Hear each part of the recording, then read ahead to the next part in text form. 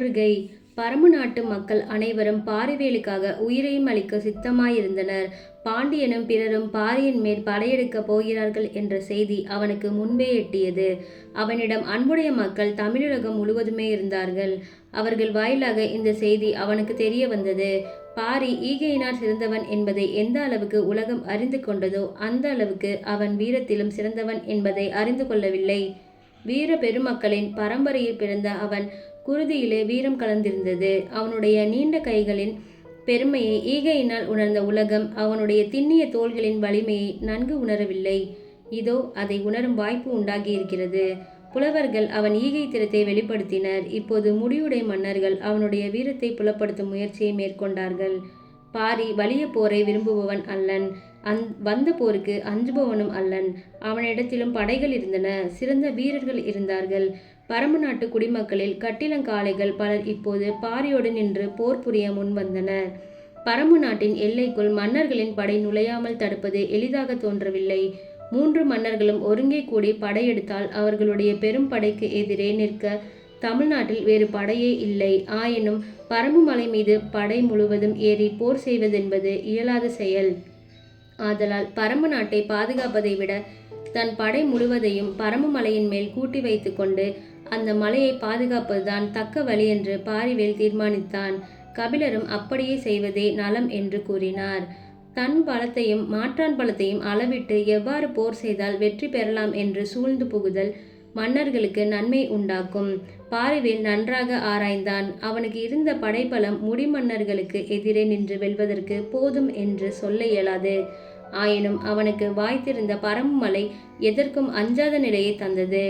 வெளியிலே நெடுக பறந்து கிடக்கும் கடல் நீர் பரப்பு எவ்வளவு பெரிதாக இருந்தாலும் அதனிடையே ஒரு கப்பல் மிதந்து உள்ளிருப்போரை கொண்டு செல்வது போல எத்தனை படைகள் வந்தாலும் பாரியை பாதுகாக்கும் வகையிலே பரம்பு மலை இருந்தது. மலை மேலுள்ள அரண்களை செப்பன் செய்தான் பாரி. அங்கங்கே மறைவாக நின்று அம்பு எய்யும் துளைகள் இருந்தன. அவற்றை ஏப்புலைகள் என்று சொல்வார்கள். அவற்றையும் செப்பனிட்டான். பகைவர் வந்து முற்றுகையிட்டால் படைவீரர்களுக்கு உணவுப் பொருள் வேண்டுமென்று நெல் முதலியவற்றை கொண்டு வந்து மலையின் மேல் சேமித்தான். தோல் திணவு கொண்ட வீரர்கள் ஆரவாரம் செய்தார்கள். போர் என்றால் அவர்களுக்கு மகிழ்ச்சி. இத்தனை காலம் வீணே இருந்த எங்கள் தோல் வலிமை இப்போதுதான் பயன்பட போகிறது. எங்கள் பெருந்தலைவனிடம் எங்களுக்குள்ள அன்பை காட்டும் வாய்ப்பு கிடைத்திருக்கிறது என்று ஊக்கம் பெற்றார்கள் அவர்கள். மூவேந்தர் சேனைகளும் பரம்பு நாட்டின் எல்லையை அடைந்தன. பேருக்கு ஒரு சிறு படை அங்கே நின்று வேந்தர் படையை எதிர்த்தது. சில நாளிகைகளில் அந்த எல்லைப்படை சேர சோழ பாண்டியர்களுக்கு வழிவிட்டு விட்டது. அம்மன்னர்களுக்கு பெருமகிழ்ச்சி உண்டாயிற்று. இவர்களுடைய எதிர்ப்பு எம்மாத்திரம், இனி நாம் போர் செய்ய வேண்டிய அவசியமில்லாமலே பாரி நம்மை சரணடைவான் என்றே அவர்கள் எண்ணினார்கள். பரம்பு நாட்டின் எல்லையை கடந்து உள்ளே புகுந்தார்கள். அவர்களை யாரும் தடுக்கவில்லை, வரவேற்கவும் இல்லை. பாரி படையுடன் பரம்பு மலையின் மேல் இருக்கிறான் என்று தெரிய வந்தது. படைகள் அம்மலையை நோக்கி சென்றன. அதன் அடிவாரத்தை அடைந்தபோது தான் முடிமன்னர்களுக்கு உண்மை புலனாயிற்று. பாரியை போர் செய்யாமலே வென்றுவிடலாம் என்று எண்ணியது பேதமை என்று விளங்கியது. மலையின் மேல் படை அவ்வளவும் ஏறுவது இயலாது. ஏறுகிற வழிகள் சில இருந்தன. அவற்றில் எல்லா படையும் ஏறி மலையின் உச்சியை அடைய முடியாது. மலையடிவாரத்தை அடைந்தவுடன் மேலிருந்து அம்புமாரி பெய்ய தொடங்கியது. கற்களும் பாறைகளும் உருண்டு வந்தன. இயற்கையான அரணாக பாரிக்கு அந்த மலை நிற்பதை கண்டு மன்னர் மூவரும் மயங்கினார்கள். அவர்களுடைய படை பெரும் படைதான். ஆனாலும் அந்த படையின் பலத்தை சிறியதாக்கி கொண்டு வானலாவ நிமிர்ந்து நின்றது பரம்பு மலை. சில வீரர்கள் மலையின் மேல் ஏறினார்கள். சிறிது தூரம் ஏறுவதற்குள் அவர்கள் பிணமாகி உருண்டார்கள். கீழிருந்து அம்புகளை எய்தார்கள். அவை பரம்பு மலை சாரலிலே மறைந்தன. எத்தனை படை இருந்தாலும் ஒன்றும் செய்ய இயலாமல் இருந்தது. வில்லும் வேலும் வாளும் கொண்ட வீரர்கள் மீனினங்களைப் போல் மலையடிவாரத்தில் வட்டமிட்டார்கள். மலையின் மேலுள்ள கோட்டையை அண்ணாந்து பார்த்தார்கள். அம்புகளை எய்தார்கள். எல்லளவும் பயன் உண்டாகவில்லை. இந்த நிலையில் என்ன செய்வது என்ற யோசனை பகை மன்னர்களுக்கு உண்டாயிற்று. மூவரும் ஒருங்கு கூடி ஆலோசனை செய்தனர். கடைசியில் ஒரு தீர்மானத்திற்கு வந்தார்கள். நம்முடைய படைகளை இந்த மலையை சுற்றி நிற்க வைத்து விடுவோம். சில நாட்கள் இந்த முற்றுகை நடைபெறுமானால் கீழிருந்து எந்த பண்டமும் மேலே செல்ல முடியாது. மேலே உள்ளவர்களுக்கு கீழிருந்து தானே உணவு பண்டங்கள் போக வேண்டும். இப்போதைக்கு சில நாட்களுக்கு வேண்டியவற்றையே அவர்கள் சேமித்து வைத்திருப்பார்கள். நாம் தொடர்ந்து இங்கே முற்றுகையிட்டால் உணவு இல்லாமல் வாடும் நிலை அவர்களுக்கு ஏற்படும். அப்போது வழிக்கு வருவார்கள். சண்டை செய்யாமலே வெற்றி பெறலாம் என்று முதலில் நாம் எண்ணிய எண்ணம் இந்த வகையில் கைகூடிவிடும். மேலே உள்ளவர்களோடு போர் செய்து வெற்றி பெறாவிட்டாலும் அவர்களை பட்டினி போட்டு வெல்வோம் என்று தங்களுக்குள் பேசிக்கொண்டார்கள். முடிமன்னர் மூவருடைய படைகளும் பரம்பு மலையை சுற்றி முற்றுகையிட்டு சில நாட்கள் ஆயின. அங்கங்கே படை வீடுகளை அமைத்து கொண்டார்கள் படைத்தலைவர்கள். ஒரு நாள் பரம்பு மலையின் மேலிருந்து ஓர் ஓலை வந்தது. அம்பெர் கோத்து அந்த ஓலையை கீழே இருந்த பகைவர்களுக்கு அனுப்பினான் பாரி. அது படை வீரர்களிடையே விழுந்தது. அதை உடனே எடுத்துக்கொண்டு மன்னர்களிடம் சென்றார்கள் வீரர்கள். ஓலை வந்து விழுந்தது என்ற செய்தியை கேட்டவுடனே மன்னர்கள் மகிழ்ச்சி அடைந்தார்கள். தாம் எதிர்பார்த்தபடியே பாரி சரணடைவதற்காக அதை விடுத்திருக்கிறான் என்று எண்ணினார்கள். இனிமேல் சமாதானம் செய்து கொள்வதையன்றி வேறு வழியில்லை என்பதை பாரி உணர்ந்திருப்பான் என்று சோழன் சொன்னான். இவ்வளவு நாள் காத்திருந்ததே பெரிது என்றான் சேரன். பாண்டியன் ஓலைச்சுருளை விரித்து படித்தான். மனதுக்குள் படித்து கொண்டான். அதை வாங்கும்போது இருந்த வேகம் இப்போது அவனிடம் இல்லை. அவன் முகத்தில் மலர்ச்சி உண்டாகவில்லை. முன்பே இருந்த ஒளி மங்கியது. என்ன எழுதியிருக்கிறான் என்று மற்றவர்கள் படபடப்பாக கேட்டார்கள். பாண்டியன் ஓலைச்சுருளை சோழன் கையிலே கொடுத்தான். அவனும் அதில் உள்ளதை படித்தான். அவனும் ஒன்றும் பேசவில்லை. சேரனிடம் ஓலையை கொடுத்தான். சேரன் அதை வாங்கி பார்த்தான். அவனும் வாய் திறவாமல் இருந்தான். அவர்களை சுற்றி நின்ற படைத்தலைவர்களுக்கு ஒன்றும் விளங்கவில்லை. அம்மூவருக்கும் வாய்ப்போட்டு போட்ட செய்தி எதுவாக இருக்கும் என்று அவர்கள் மயங்கினார்கள். பாண்டியன் மறுபடியும் ஓலையை வாங்கி பார்த்தான். கூர்ந்து கவனித்தான். இது கபிலர் எழுதிய பாட்டுத்தான் என்று சொற்கள் அவன் வாயிலிருந்து நழுவின. சூழ நின்ற வீரர்களுக்கு இப்போது உண்மை விளங்கவில்லை. பாட்டா என்று தங்களுக்குள் கேட்டுக்கொண்டனர். பாண்டியன் ஓலையை பார்த்து கொண்டே இருந்தான். அந்த ஓலையில் கபிலர் எழுதிய பாடல் இருந்தது. அந்த பாட்டிலே பாண்டியனது மனம் ஆழ்ந்து போயிற்று. தமிழ் வளர்க்கும் குலத்தில் பிறந்தவன் அல்லவா அவன்? இதுவரையிலும் அவன் பாரியை நினைத்து கொண்டிருந்தான். இப்போது கபிலருடைய நினைவை உண்டாக்கியது அந்த பாடல். கபிலரை உசா துணைவராக பெற்ற பாரியின் பாக்கியத்தை அவன் இப்போது எண்ணி பார்த்தான். பரம்பு மலையின் பெருமையை கபிலர் பாடியிருந்தார். மதுரைக்கு கிடைக்காத பேரு இது என்று எண்ணும்போது பாண்டியனுக்கு சற்றே வருத்தம் உண்டாயிற்று. அந்த கவியின் சுவையிலே மனத்தை பறிகொடுத்திருந்தான். சிறிது நேரம் இப்படி இருந்தான். படை வீரர்கள் அருகில் நிற்பதைக் கண்டு பழைய நிலையை பெற்றான். ஓலையை அருகில் நின்ற படைத்தலைவனிடம் கொடுத்தான். அவன் அதை படித்து பார்த்தான். கபிலர் ஒரு பாடலை எழுதி அனுப்பியிருந்தார். பாரியை எளிதில் வெல்ல முடியும் என்ற எண்ணம் நிறைவேறாது என்பதை அதன் வாயிலாக புலப்படுத்தியிருந்தார். பரம்பு மலையை எவ்வளவு நாள் சூழ்ந்து முற்றுகையிட்டாலும் தங்களுக்கு உணவு பஞ்சம் நேராது என்பதை காரணங்களுடன் தெரிவித்திருந்தார். ஐயோ பாவம்!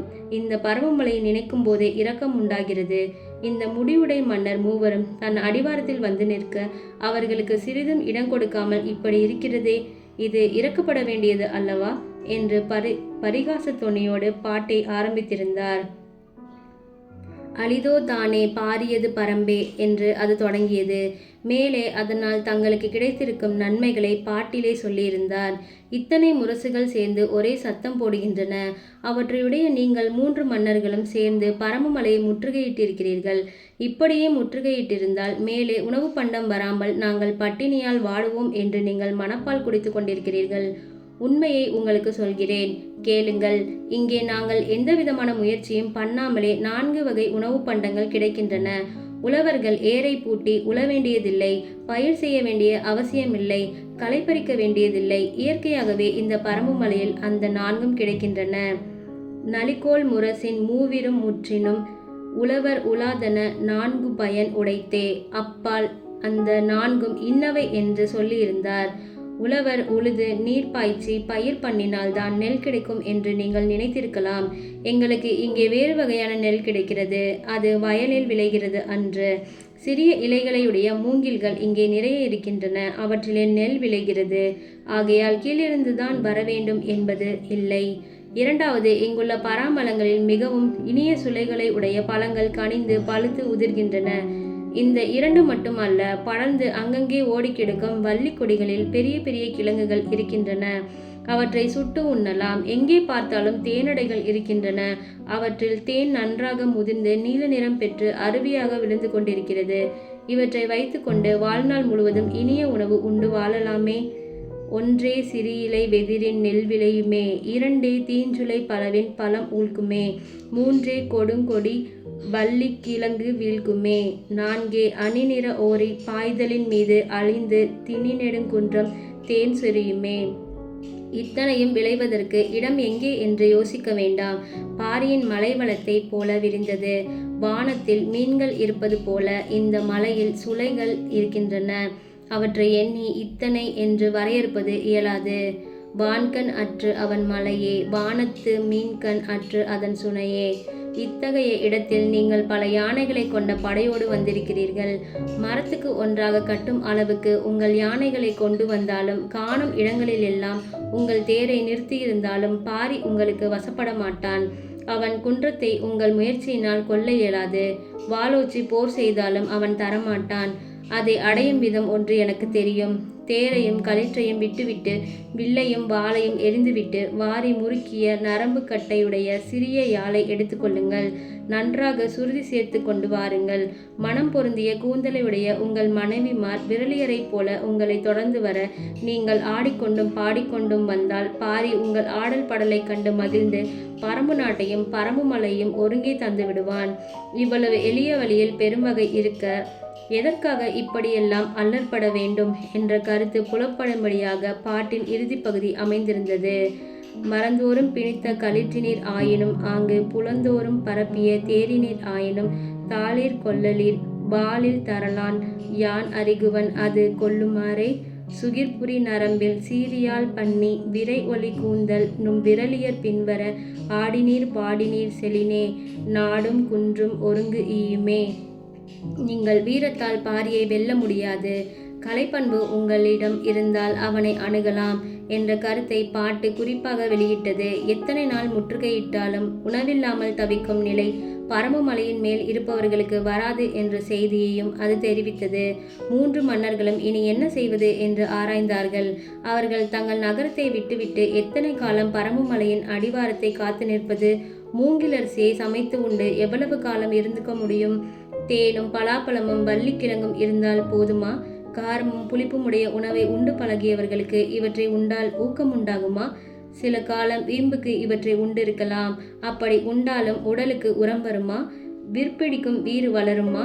இன்னும் சில மாதங்களில் பாரி தானே வழிக்கு வந்து விடுவான் என்று அவர்கள் பேசிக்கொண்டார்கள். ஆனால் அதுவரையில் முடிமன்னர் மூவரும் அங்கே இருக்க வேண்டிய அவசியமில்லை என்று நினைத்தார்கள். படைத்தலைவர்களை அங்கே படையுடன் தங்கும்படி விட்டுவிட்டு அம்மூவரும் தம் தம் இடங்களுக்கு சென்றனர்.